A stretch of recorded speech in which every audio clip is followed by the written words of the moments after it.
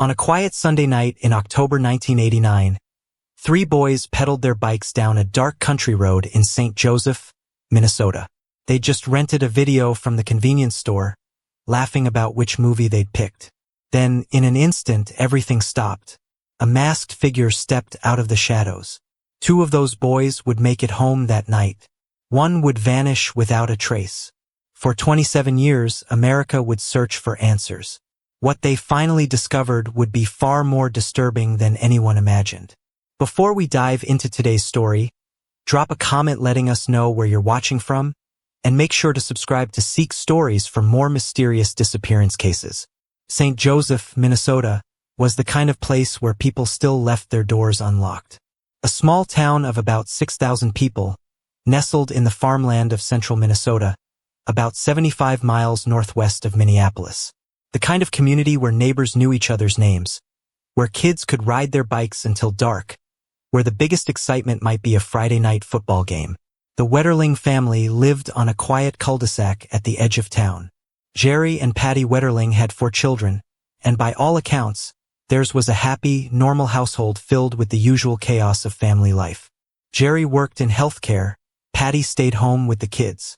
They were involved parents, the kind who coached little league and attended school events and made sure their children knew they were loved. Jacob Erwin Wetterling was born on February 17, 1978. He was the second oldest of the Wetterling children. At 11 years old, Jacob was everything you'd hope a kid would be. Tall for his age, with sandy blonde hair and bright blue eyes that seemed to hold a natural curiosity about the world. Friends described him as kind, fair-minded, and thoughtful beyond his years. He loved hockey, played saxophone in the school band, and had a particular passion for fairness. If something wasn't right, Jacob would speak up. He believed in justice, in treating people equally, in doing what was right even when it was hard. His younger brother Trevor was 10, just a year behind Jacob. The two boys were close in that way brothers often are, competing and collaborating in equal measure. They shared a room, shared friends, shared the freedom that came with growing up in a place where everyone felt safe. That sense of safety was something Minnesota parents held onto fiercely in the late 1980s. The world felt different then. Kids could disappear for hours on their bikes and parents wouldn't panic. The stranger danger warnings of previous decades had faded somewhat. Life felt manageable, predictable. Sunday, October 22nd, 1989, started like any other autumn day in the Wetterling household. Cool air, leaves turning gold and red, the smell of wood smoke drifting from chimneys. Jerry and Patty were attending a dinner party that evening at a friend's house. The kids were home, and as the evening wore on, Jacob and Trevor hatched a plan. They wanted to bike to the Tom Thumb convenience store about a mile from their house to rent a video. Their friend Aaron Larson, also 11 years old, was sleeping over. The three boys were excited about their adventure, the kind of simple pleasure that defined childhood in small-town America. Patty wasn't entirely comfortable with the idea. When Jacob called her at the dinner party around 9 o'clock that evening, she initially said no. It was already dark outside, and the trip would mean leaving their younger sister Carmen, who was 9, home alone. But the boys were persistent. They called Jerry next, promising they'd wear reflective vests and use flashlights. They'd be careful. They'd stick together. Jerry gave his permission. How could he have known? In a town like St. Joseph, where nothing bad ever happened, what could possibly go wrong? The three boys climbed onto their bikes around 9:15 that evening. Jacob wore his favorite red St. Cloud hockey jacket over a Minnesota Twins jersey. Trevor and Aaron bundled up against the October chill. They pedaled through the quiet streets, flashlights cutting through the darkness, voices carrying in the cool night air. At the Tom Thumb, they rented a movie and bought candy. They were laughing, carefree, just three kids on an adventure. The ride home should have taken 10 minutes. The route was simple, mostly along residential streets before cutting through a more rural stretch. The boys knew it well. They'd made this trip dozens of times.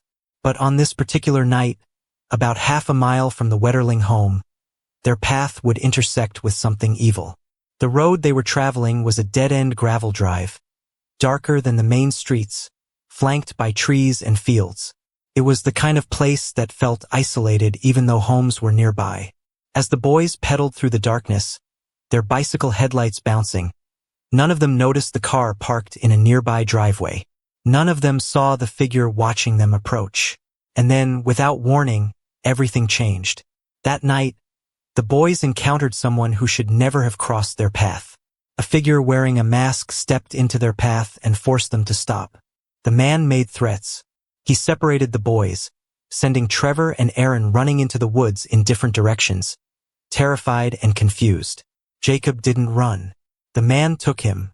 Trevor and Aaron found each other in the woods, both shaking, both crying. They stumbled through the trees toward the Wetterling home, their minds trying to process what had just happened.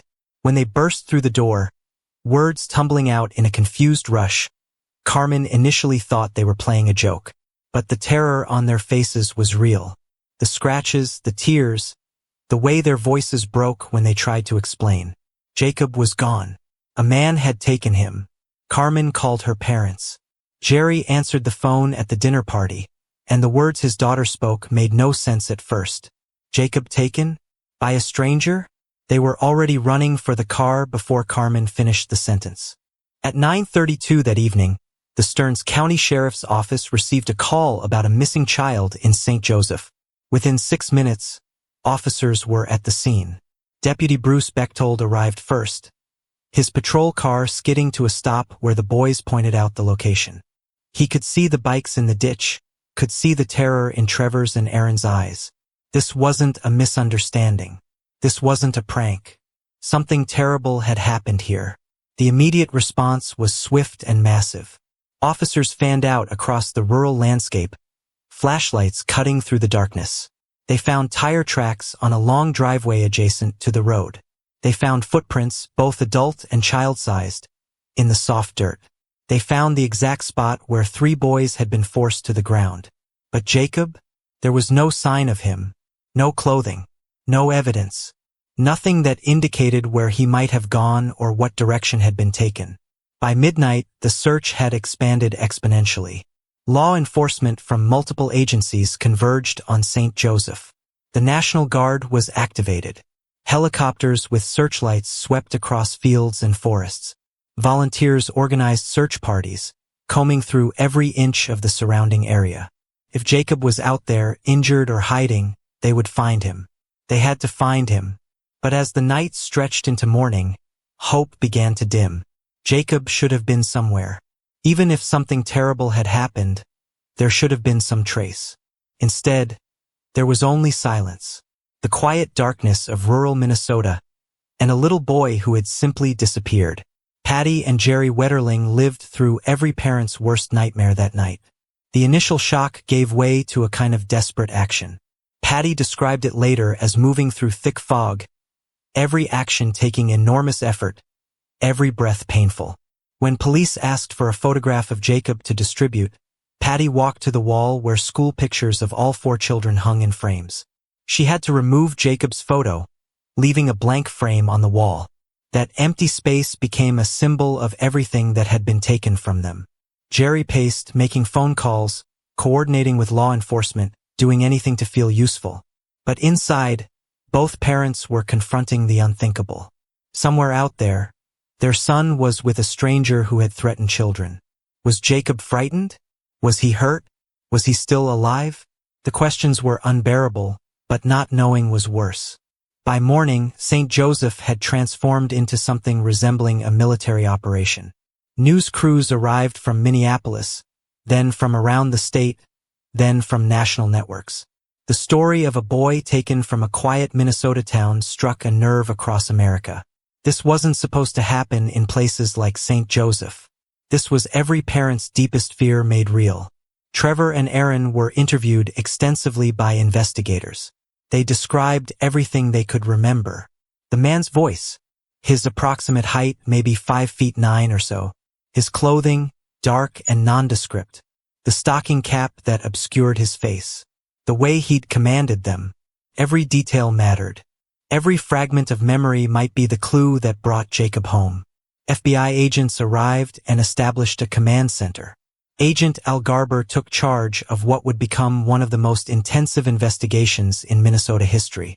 Thousands of tips poured in. Psychics called claiming to know where Jacob was. Reported sightings came from across the country. Every lead was followed, every possibility explored. The community rallied in ways both heartbreaking and beautiful. Thousands of volunteers helped distribute flyers. Jacob's smiling face appeared on telephone poles, in store windows, on the evening news. Vigils were held. People left their porch lights on, a symbol of hope that Jacob would find his way home. The Minnesota Twins dedicated a moment of silence to Jacob. The Vikings displayed banners of support at their games. The entire state seemed to hold its breath, waiting for news. But days passed without answers. Then weeks. The massive ground searches found nothing. The hundreds of interviews led nowhere.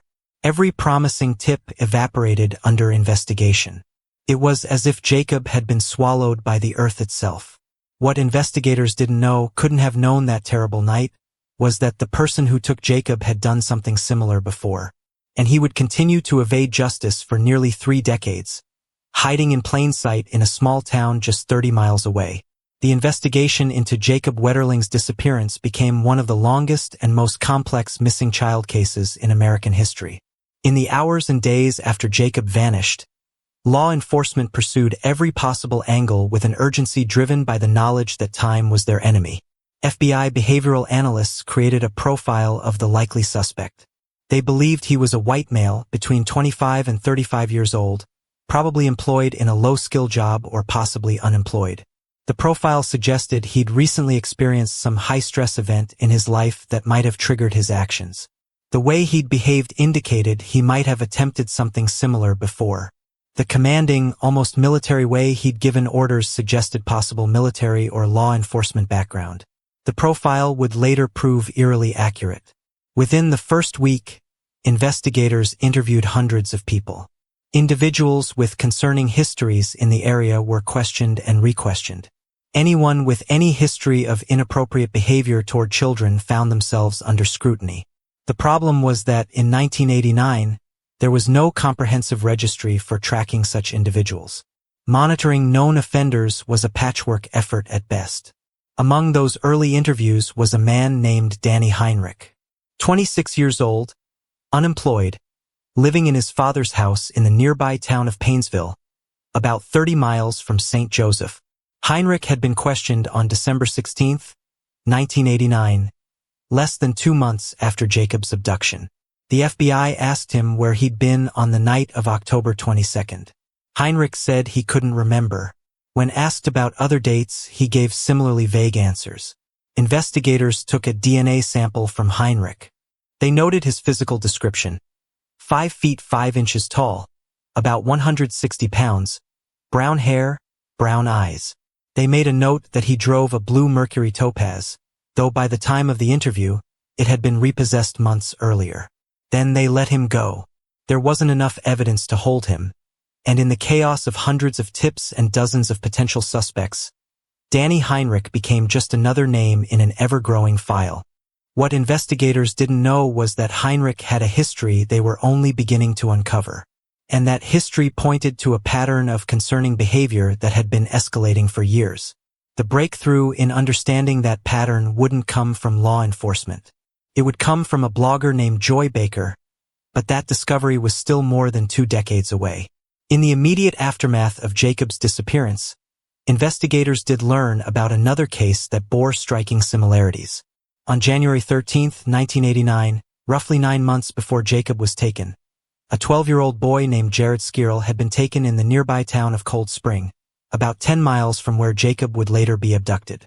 Jared had been walking home from a cafe at around 9:45 at night when a car pulled up beside him. A man got out wearing camouflage fatigues and a stocking cap. He forced Jared into the car and drove him to a remote location where he committed a serious offense against the child.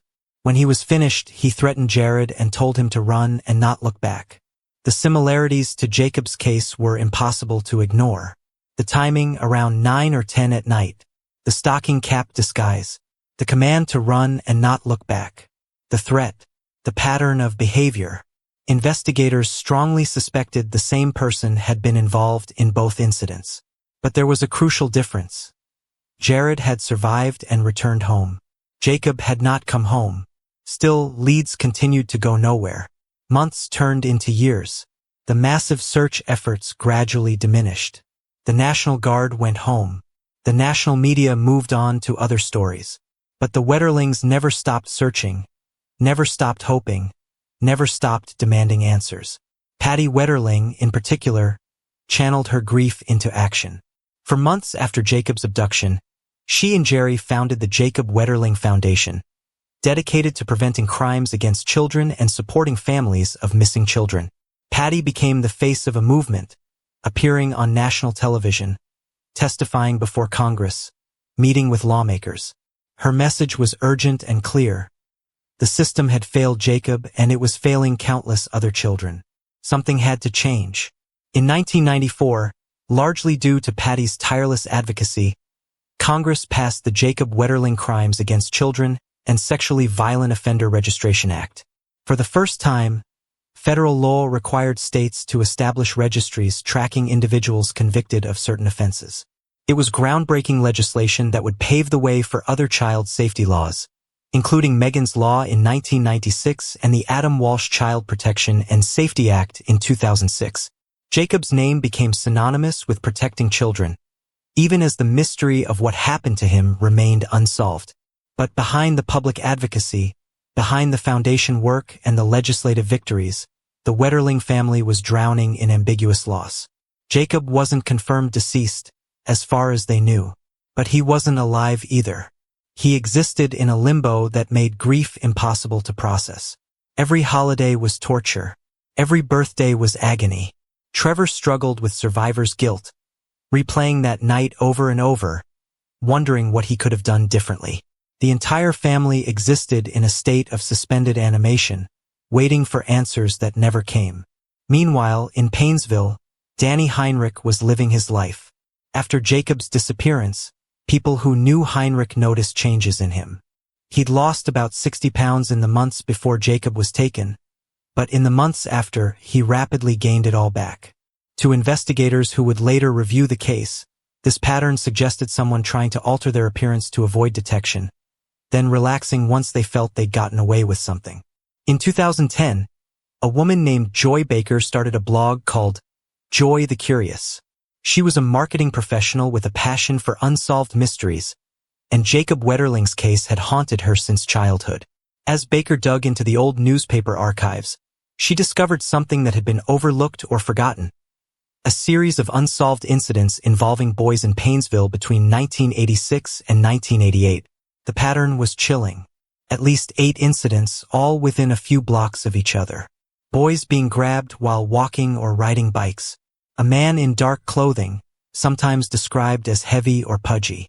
Incidents that seemed to escalate in boldness. In one case, on May 17, 1987, a boy was grabbed off his bike and touched inappropriately. The perpetrator left behind a baseball cap that was collected as evidence. Baker contacted Jared Skirl, who by then was in his 30s and had spent years trying to understand what happened to him. Together, they began connecting dots that law enforcement hadn't connected. The Painesville incidents, Jared's assault in Cold Spring, Jacob's abduction, they all seemed to be the work of the same person. And they all occurred within a relatively small geographic area. In 2013, Baker shared her research with the Wetterlings and with investigators who were conducting a cold case review. The information breathed new life into the investigation. In 2014, the FBI's Child Abduction Rapid Deployment Team took a fresh look at everything. They began re-examining old evidence with new technology. That's when DNA testing became the game changer.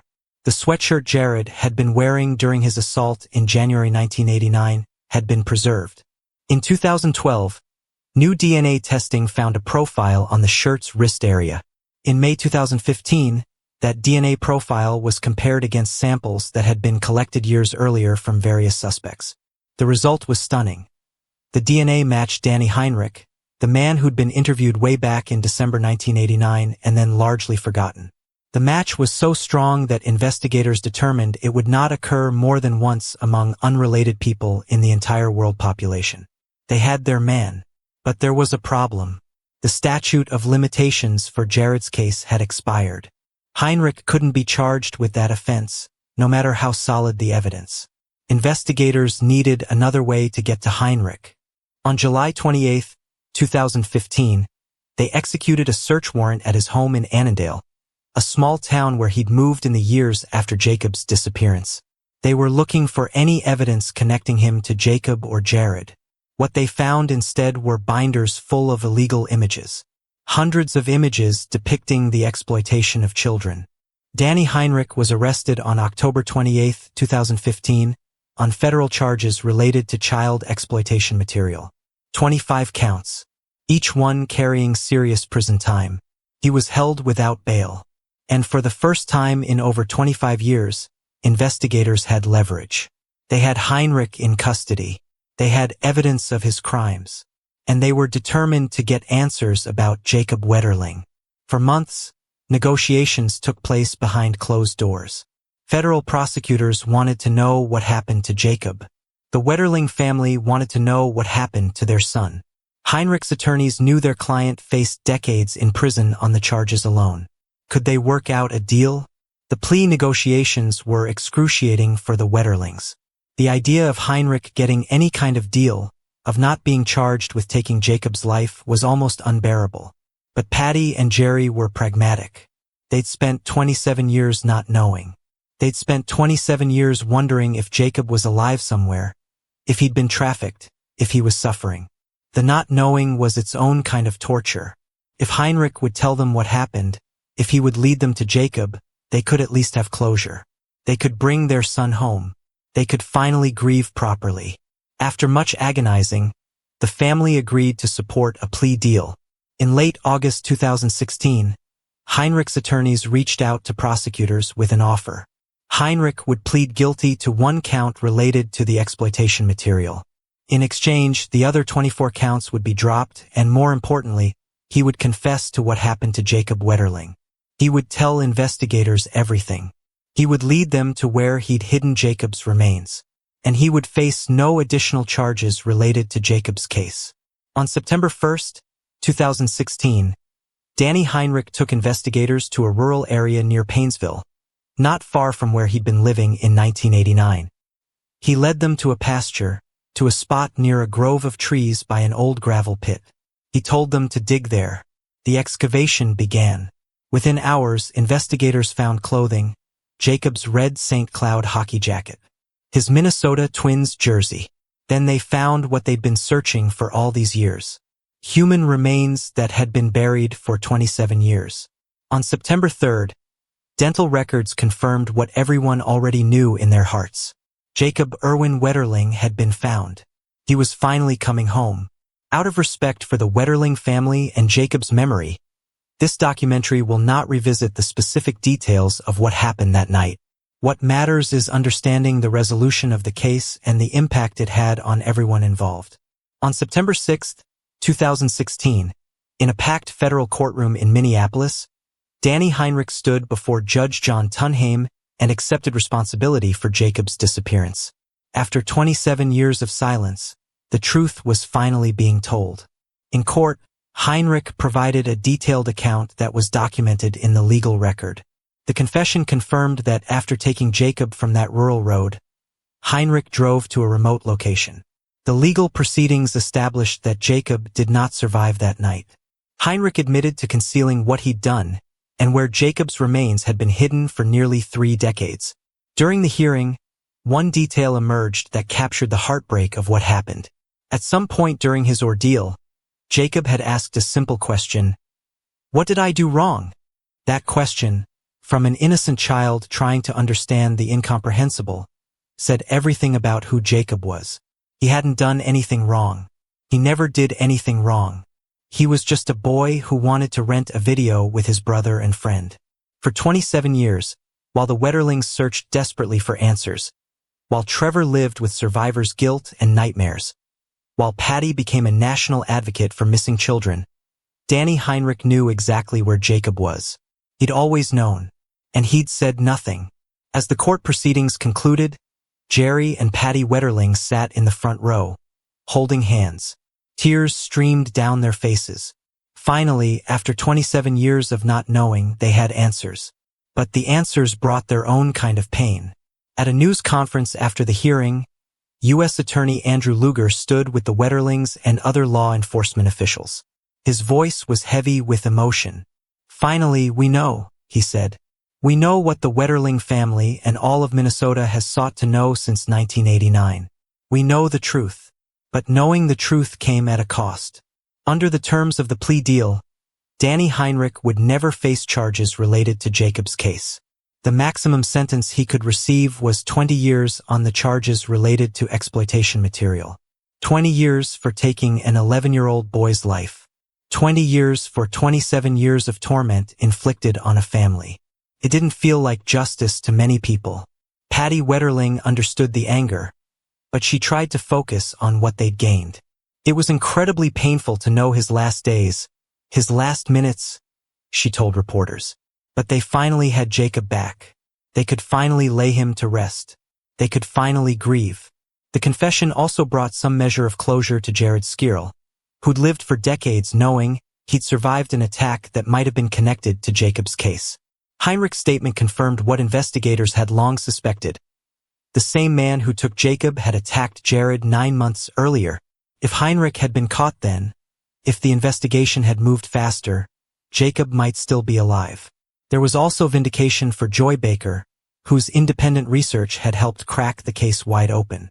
Her discovery of the Painesville incidents, her work with Jared to connect the cases, had been crucial in eventually identifying Heinrich as the perpetrator. Sometimes it takes an outsider, someone looking with fresh eyes, to see patterns that those closest to a case have missed. In November 2016, Danny Heinrich was sentenced to 20 years in federal prison. Judge Tunheim, in his remarks from the bench, was blunt about the inadequacy of the sentence. He acknowledged that if he could, he would impose a life sentence for what Heinrich had done to Jacob. But he couldn't. The plea deal was the only way to get the truth, and the truth, painful as it was, mattered to the Wetterling family. Heinrich will be 69 years old when he's released from prison, assuming he serves his full sentence. What happens then remains to be seen. He'll be required to register as an offender for the rest of his life, thanks in part to the law that bears Jacob's name. But for many people, it will never feel like enough. The revelation of what happened to Jacob also raised difficult questions about the original investigation. Why had Heinrich been interviewed in December 1989 but never seriously pursued as a suspect? Why hadn't investigators connected the Painesville incidents to Jacob's case earlier? Why had the DNA evidence sat untested for so many years? A review of the investigative files, released to the public in 2018, revealed numerous missteps and missed opportunities.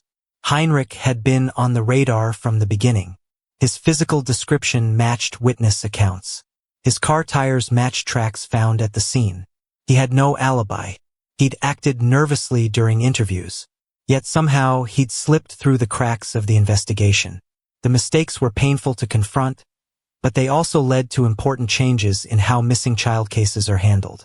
Better coordination between agencies. More aggressive use of DNA technology. Systematic review of cold cases. Jacob's case, tragic as it was, became a teaching moment for law enforcement across the country. On a cool September day in 2016, the Wetterling family held a private funeral for Jacob. After 27 years of waiting, he was finally laid to rest. Friends and family gathered to remember not the way his life ended, but the way he lived. They talked about his sense of fairness, his kindness, his love of hockey and music. They remembered an 11-year-old boy with a bright smile and an even brighter future, a future that was stolen from him on a dark October night. Patty Wetterling, in her eulogy, spoke about Jacob's legacy. He taught us how to live, how to love, how to be fair, how to be kind, she said. Her voice was steady, even as tears ran down her face. And that legacy will continue. She was right. Jacob's impact on the world extends far beyond the 11 years he lived. The Jacob Wetterling Act fundamentally changed how America tracks individuals convicted of certain offenses against children. It created the framework for a national registry that has helped prevent countless crimes. It gave law enforcement tools to monitor dangerous individuals and keep communities informed. Every time someone looks up whether a registered offender lives in their neighborhood, they're using a system that exists because of Jacob. Megan's Law, which requires public notification when such individuals move into a community, was built on the foundation of the Wetterling Act. The Adam Walsh Child Protection and Safety Act expanded these protections even further. Together, these laws have made America safer for children. They haven't eliminated the danger, but they've given parents and communities more power to protect kids. Patty Wetterling continued her advocacy work for years after Jacob was found.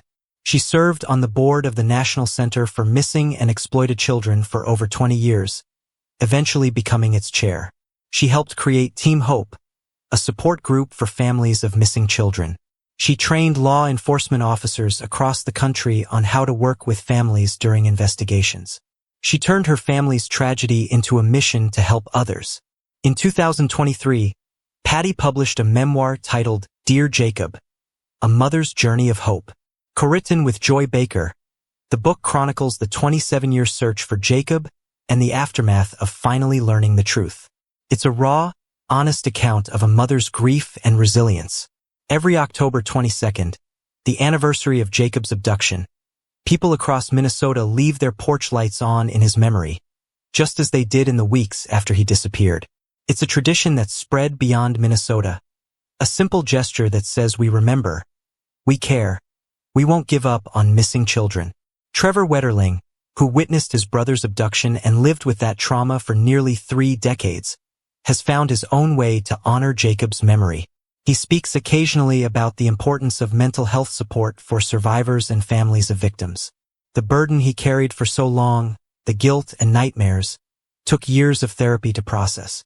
His story reminds us that crimes like this create ripples of trauma that affect far more than just the immediate victim. The case also changed how parents across America raised their children. After Jacob was taken, the era of unsupervised bike rides and neighborhood wanderings began to shift. Parents became more cautious, more vigilant. Some argue we've gone too far, that we've robbed children of the freedom to explore and make mistakes.